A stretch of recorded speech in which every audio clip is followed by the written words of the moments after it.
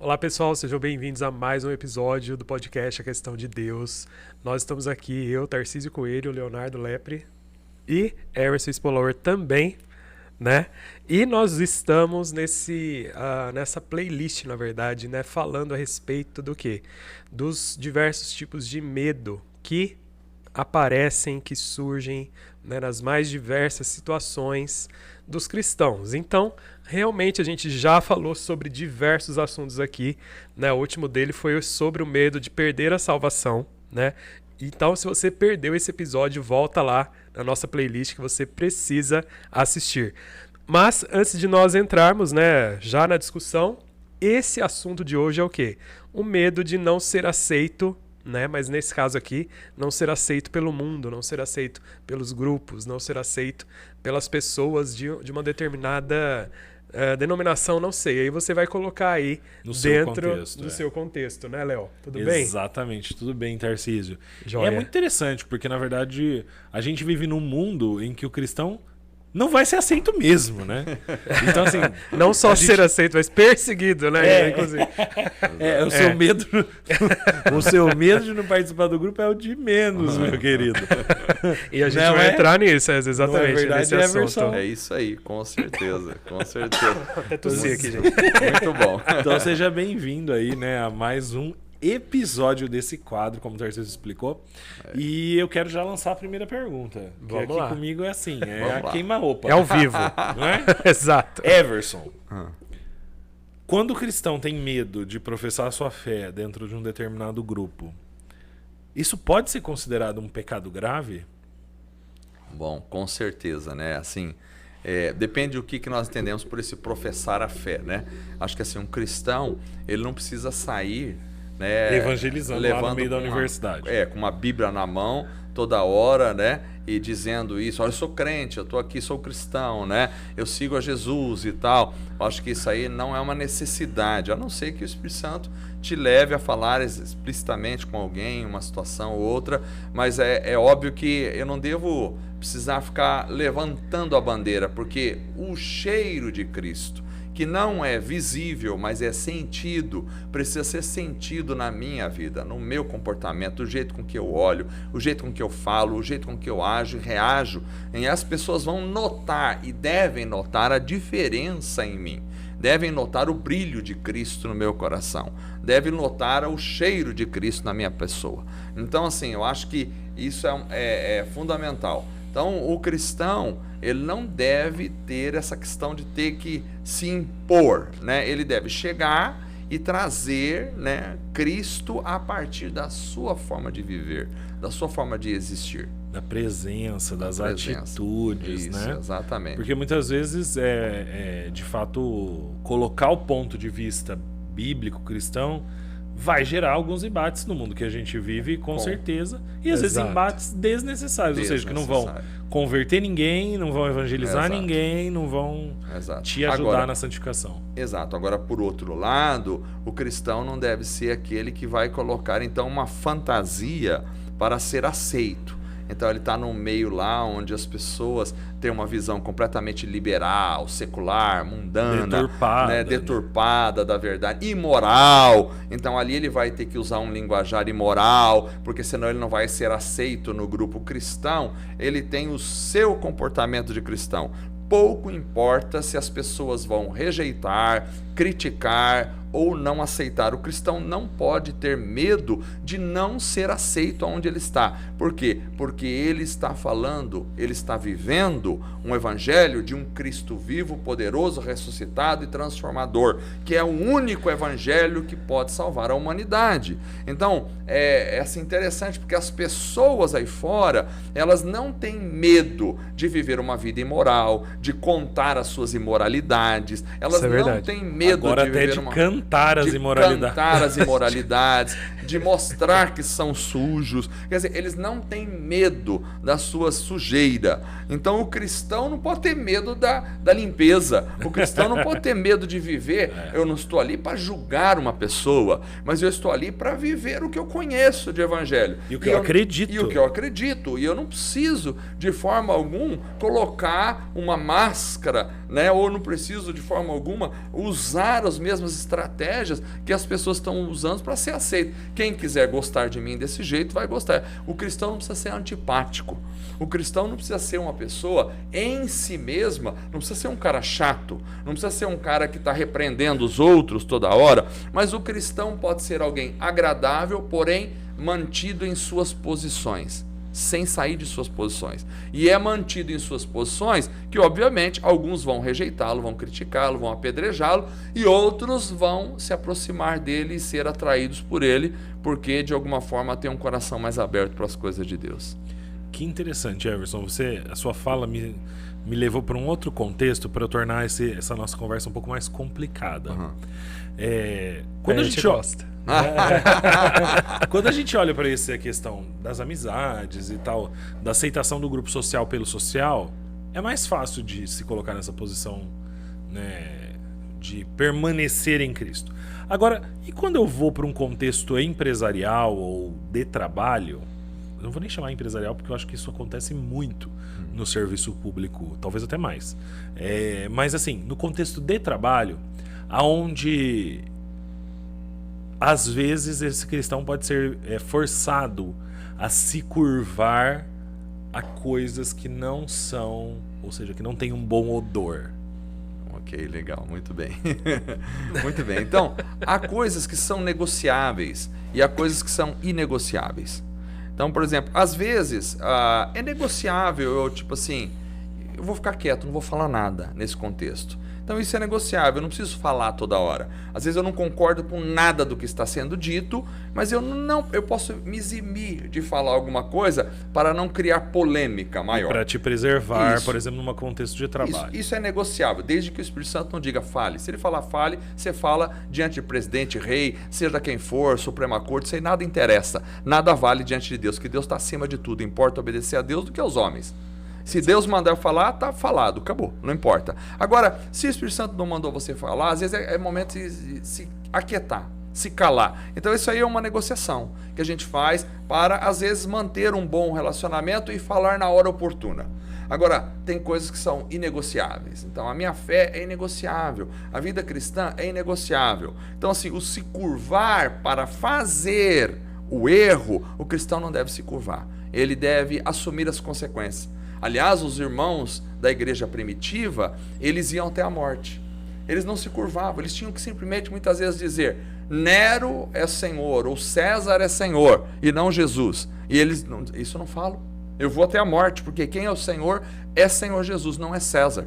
Não é César que é o Senhor da minha vida. O Senhor da minha vida é Cristo. E os cristãos eram queimados vivos, eram lançados às feras no Coliseu de Roma. Então, assim, os cristãos, eles não negociavam a sua fé, eles não abandonavam, eles não negavam Jesus. Nós estamos no mês da igreja perseguida, né? E nós temos, por exemplo, a igreja perseguida na Coreia do Norte, né? Recentemente agora saiu uma notícia de que foi encontrado uma Bíblia na casa de uma família na Coreia do Norte. E, segundo o que nos passaram, foi que essa família inteira foi condenada à prisão perpétua. Eu vi também. E entre essa família existia uma criança de 2 anos de idade. E isso já aconteceu há bastante tempo atrás. Essa criança hoje deve estar na fase da adolescência, condenada eternamente à prisão perpétua por causa de ter uma Bíblia em casa. Então isso nós vemos o quê? Há uma intolerância, não são os cristãos que são intolerantes. O povo fala muito que o crente, o cristão, o que serve a Jesus é intolerante. Isso é uma grande mentira. A intolerância está do outro lado, está do lado oposto. É a intolerância com a palavra de Deus. É a intolerância com o servo de Deus. É a intolerância com alguém, porque o cristão e o cristiano... Aliás, eu quero falar um negócio aqui, agora eu vou falar, hein? Isso. Agora eu vou falar. Agora eu vou falar. Esses dias eu estava vendo uma matéria aí na internet, né, um cara, uma pessoa dizendo que não, porque a fé cristã é intolerante. Olha, eu vou te falar uma coisa para você, eu nunca vi um cristão, eu tenho mais de 40 anos de cristão, eu nunca vi um cristão dizendo assim, nós temos que pegar lá em pedras para apedrejar quem não comunga da nossa fé. Eu nunca vi um cristão dizer assim, vamos matar matar. Vamos matar uma prostituta, vamos matar alguém que é um adúltero, vamos matar alguém que é contrário à nossa fé, nós temos que apedrejar, nós temos que matar, nós temos que espancar. Eu nunca vi um cristão dizer isso. Agora, o lado oposto eu já vi apedrejar cristão. O lado oposto eu já vi matar cristão. O lado oposto eu já vi falar contra os cristãos. O que o cristão fala é que pecado é pecado. E o cristão estende a mão para a prostituta, para o adúltero e diz para ele, como Jesus disse, vai e não peques mais. Então o cristão chama o pecador para se arrepender. Mas se esse pecador não quiser se arrepender, o cristão não pega uma pedra para matar o pecador de forma alguma. Aliás, Jesus disse que quem não se arrepende dos seus pecados já está condenado. Não é o cristão que condena. Então essa conversinha de intolerância não é do cristão. O cristianismo não é intolerante. Se pega lá na Idade Média, algumas atitudes radicais da igreja da Idade Média, de queimar isso, de queimar bruxa e tal. Nós não podemos esquecer que as atitudes radicais não estão só do lado da igreja. Está do lado também de uma série de religiões. Por quê? Porque não é só da religião. A atitude radical está do lado da ciência, por exemplo, porque a ciência levou o homem a produzir a bomba atômica, que só em Hiroshima e Nagasaki quantas milhares de pessoas morreram, e isso se perpetuou até hoje. Então, assim, o radicalismo, a perseguição não está do lado da igreja. Então nós temos na Coreia do Norte, infelizmente, líderes lá que vão condenar pessoas, né, se essa notícia é verídica, eu acredito que seja, né, condenar pessoas à prisão perpétua por ter uma Bíblia. Onde está? E ali está se propagando não uma religião, está se propagando o ateísmo. Então o ateísmo, né, o endeusamento do Estado, e que produz isso. Então não tem nada a ver com o radicalismo da religião. Então quando se diz que a religião é o ópio do povo, eu digo que o ateísmo é o ópio do povo. Né? Eu digo que o fanatismo político é o ópio do povo. Eu digo que a contra-religião também é o ópio do povo, porque leva a um absurdo de condenar uma criança de 2 anos de idade à prisão perpétua. Exatamente. Ninguém fala disso, né? Não. Queria comentar, aproveitar a deixa que o Everson deu e comentar em relação a isso. É muito interessante, Everson, que você falou assim, em relação aos radicalismos da igreja, né? E grande parte na Idade Média a gente fala, e quando a gente fala da igreja, a gente fala da igreja católica, não só dela, obviamente, porque eu acho que teve outros movimentos aí também, mas ninguém fala dos benefícios que toda igreja cristã, de qualquer denominação no mundo, fizeram durante esse tempo todo, né? Exato. Todos os lares de auxílio a idosos, exato, a doentes, as santas casas, as escolas, as faculdades que são mantidas. E que continuam fazendo. A igreja hoje é um grande braço, inclusive do Estado, para recuperar pessoas que estão perdidas. Quantos trabalhos nós temos com crianças órfãos, com drogados, com bêbados? Quantos trabalhos nós temos de recuperação? Isso ninguém fala. Não. Aí estabelece a igreja como se fosse um órgão de violência contra as pessoas. Eu acho que mais violento. Quer saber de violência? Vai estudar a história dos estados autoritários, do totalitarismo. Isso. Vai estudar a história da China, de Mao Tse-tung, que matou milhões de pessoas de fome, que não tem nada a ver com religião. Pelo contrário, eles eram contra a religião. O Mao Tse-tung era ateu, contra a religião, matou milhões de pessoas de fome. Vai estudar a história da Coreia do Norte em suas guerras, vai estudar a história de outros lugares que são contra a igreja. Então, assim, a igreja ela está aqui para abençoar as pessoas. O que a gente faz? A gente tenta tirar o perdido da sua condição de perdido. Exato. Falando de Cristo, falando do amor de Deus. Aliás, se tem um religioso que vai lá e em nome de Deus apedreja alguma pessoa ou mata alguma pessoa, esse religioso é um religioso, mas não é um salvo em Cristo Jesus. Porque o que Jesus nos ensinou não foi apedrejar as pessoas, foi estender a mão para salvar as pessoas. Porém, para salvar as pessoas eu tenho que condenar o pecado. E o pecado é pecado. E só é uma forma da pessoa sair do seu pecado. Se você aponta que aquilo que ela está fazendo é errado e é pecado e ela precisa de Cristo para salvação. Isto não é uma violência. Isto é amor. Exatamente. Legal. Mas é que existe uma dificuldade extrema na compreensão do amor, né, Everson? Exato. Porque essa necessidade, voltando à questão dos medos, de pertencer aos grupos, leva as pessoas a fazerem coisas absurdas. Exato. E esquecerem de outros fatos, né? Porque você mencionou, a história atrás da igreja isso. Se fala tanto em ciência hoje em dia, exato. né? Eu até estava comentando um negócio na minha rede social ontem, mas se fala tanto em ciência, só que as pessoas não têm a capacidade de questionar o talvez único grupo de autores que escreve uma única história que fala da Inquisição da Idade Média. Exato. Não tem nenhuma outra coisa que aconteceu naquela época, a igreja só fez isso. Exato. Só queimou as bruxas. Exato. E tem mais, essa questão, por exemplo, não se fala da perseguição que a ex-União Soviética fez contra os cristãos. Não se fala da quantidade de cristãos que foram mortos pelo Estado. União Soviética, ateu.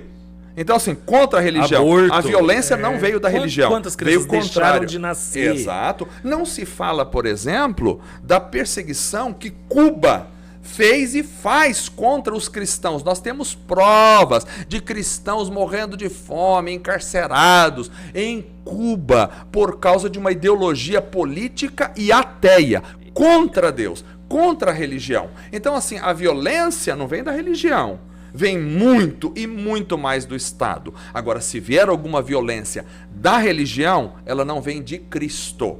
Porque uma coisa é ser religioso, outra coisa é ser salvo em Cristo Jesus. Nós nunca pregamos a violência. Não pregamos. Nós pregamos o amor. Agora, o verdadeiro amor, ele precisa condenar o pecado. E ele precisa falar contra o que não é amor, para se estabelecer como verdadeiro. Esse amor que não avisa o pecador que ele está indo para o inferno e para o buraco, pode ter qualquer nome, mas não é o amor verdadeiro de Cristo Jesus. Maravilha, hein, Tarcísio? Portanto, se você tem medo de participar dos grupinhos... medo de não ser aceito. Medo de não ser aceito pelos grupos, eu isso não tô mesmo. nem aí com ser aceito, eu quero ser aceito por Cristo. Sendo aceito por Cristo, glória a Deus. Agora os grupos, cada um é pior que o outro. Você olha para um grupo, os grupos estão se degladiando entre eles, né? Então... Exatamente. Interessante, né? Olha só, tem um versículo também... Nossa, é tantas coisas que a gente falou. Quero comentar um pouco também a respeito. O Tarcísio ficou quieto nessa fala. Tantas coisas que a gente passou aqui, né? E eu concordo, né? No século XX, quanto mais teve a exaltação do homem, é que tiveram as duas piores guerras da humanidade. Criação da bomba atômica. Porque realmente o homem se esqueceu de Deus, né? Exato. E achou que seria muito melhor assim, né? E é interessante isso, né? A gente tem aí, lógico, a gente já tá caminhando pro final desse episódio, que agora são mais curtos, pra gente ir direto ao ponto, né? E queria que você comentasse um pouco, Everson, a gente tá falando também dessa parte de pecado e tal, tem uma questão em Apocalipse, não sei se tem a ver, você vai me dizer também, né? Que fala, quem é injusto, faça injustiça ainda, quem está sujo, suje-se ainda, e quem é justo, faça justiça ainda, e quem é santo, santifique-se ainda, né?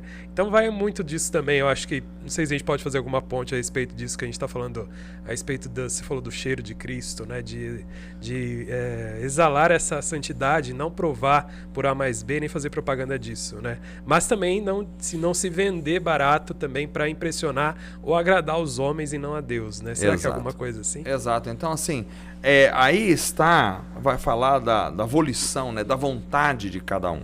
Então, assim, se você quer viver uma vida de agrado ao coração de Deus, se você quer agradar o coração de Deus com a tua vida, faça isso cada vez mais. Agora, se dentro do exercício da tua liberdade, você quer viver uma vida se lameando, se lambuzando no pecado, vá profundamente, faça isso. Então aqui ele está chamando quem quer mudar, quem quer viver para Deus, faça isso cada vez mais. Então a cor que eu quero ter não é a cor dos grupos sociais, é a cor de Cristo. Porque cada grupo social tem a sua cor. Eu estou falando de cor assim de grupos, não estou falando de cor de pele de pessoa. Estou falando cor de grupos, ou seja, eu quero me parecer não com os grupos sociais. Eu não preciso querer me parecer com esse, com aquele. Eu preciso me parecer com Jesus. Porque Jesus é o Deus imutável. Então nós precisamos... O que é santificação? Santificação é procurar se parecer com Cristo. Eu não tenho que tentar me parecer nem com a própria denominação religiosa. Eu tenho que ter a cor, o cheiro de Cristo em meu coração. Cada vez mais. Cada vez mais. O que Jesus faria no meu lugar. Né? Exato. E se isso vai me distanciar no aspecto de ser parecido com, ou ser aceito ou não aceito com um determinado grupo XYZ, isso não me importa. Porque nós não estamos aqui para agradar homens. Nós estamos aqui para agradar o Senhor Deus.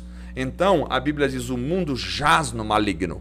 E quando fala jaz no maligno, está falando todo o século que nós vivemos, todos os grupos sociais, as pessoas sem Deus estão já no maligno.